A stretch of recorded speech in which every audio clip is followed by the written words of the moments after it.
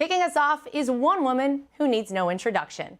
From the Sunshine State to the nation's capital, Attorney General Pam Bondi is already bringing the fight, cracking down on sanctuary cities, violent crime, and government waste.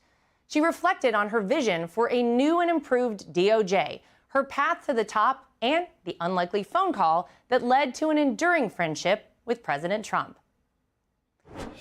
Well, Attorney General Bondi, thank you for joining us. First question, did you ever imagine that one day you would be the United States Attorney General? Absolutely not, Laura.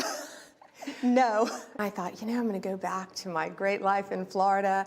And then I was seriously considering running for Attorney General in Florida again because I was termed out.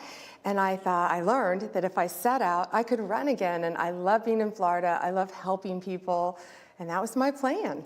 And yet you didn't just become an Attorney General, you became Attorney General of the entire country. Of the country. How did that all go down? Were you expecting the call to ask you to be in that position? No, of course not. He called me early one morning and, without ever sharing our private conversation, he, of course, in his way, talked me into doing this. And I've always told him, if no one else could answer the switchboards, I would become the best switchboard operator ever if you need me to do this.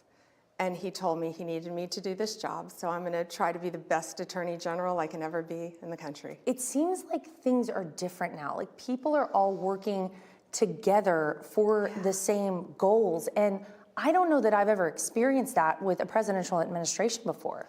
Nor have I. I've never seen this before. And you know what? We all adore Donald Trump. And we want to protect him and fight for his agenda. And the people of America overwhelmingly elected him for his agenda. And most of us were pre-existing friends, which makes it so easy. We all genuinely love each other. And for instance, this week I was FaceTiming with Lee Zeldin and Scott Bessent. I'm on the phone with Tulsi constantly. I'm in the Situation Room with Mike Waltz. I talk to Pete Hegseth. Marco is a dear friend. I mean, all of us. We all get along great, and I think that's what's different. And we're making things happen so much faster in real time because of those relationships and because we have the backing of Donald Trump. To go back to President Donald Trump, tell me about the first time you met him. Do you remember? I do. Well, the first time I spoke to him, and I don't know if I've ever even told him this story, but I was a prosecutor. I was a state prosecutor, and I was in my office one day, and my secretary, Ann, at the time, she comes in and she says, Donald Trump's on the phone for you. And I said, Donald Trump, the billionaire? And she goes, yeah, he wants to talk to you. I'm like, okay. Well, I got on the phone, and I was commentating at the time. I've been doing that since my 20s, and he heard me on one of the networks talking about, I think it was on MSNBC, and I was debating someone about the flag at Mar-a-Lago. In defense of him, the city tried to sue him over having this giant, beautiful American flag.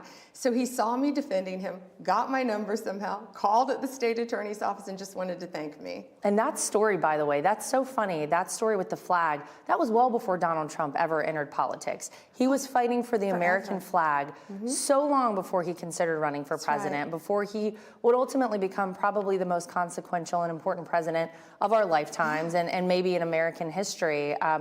But for people who don't know, he was charged a fine every single day by the town of Palm Beach. Is that right, for keeping the flag up? Every day. And all he cared about was America.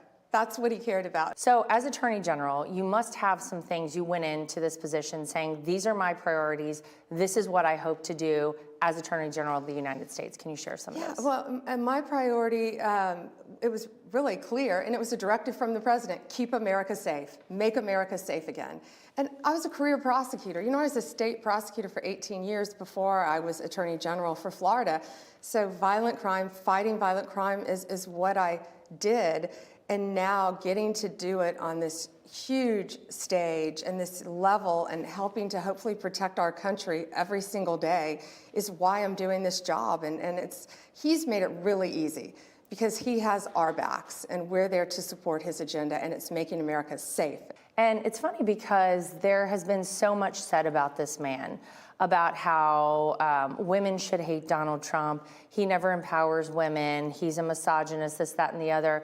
And yet I'm sitting here across from Pam Bondi, the Attorney General of the United States of America. When he called me and asked me to do this job, He believes in me. He believes in Susie Wiles. He believes in Tulsi Gabbard. Of course he believes in you. And one of my favorites is Caroline Leavitt. You know, this young woman, the youngest press secretary ever, and look at the job she's doing with a baby at home, going nonstop. He supports all of us, men and women alike, and he empowers us. And I think the great thing to remember, too, is he just wants the best person for the job. Right. But it's just so fun to work together with everyone and, you know, for a united cause, making America great again. It's that simple.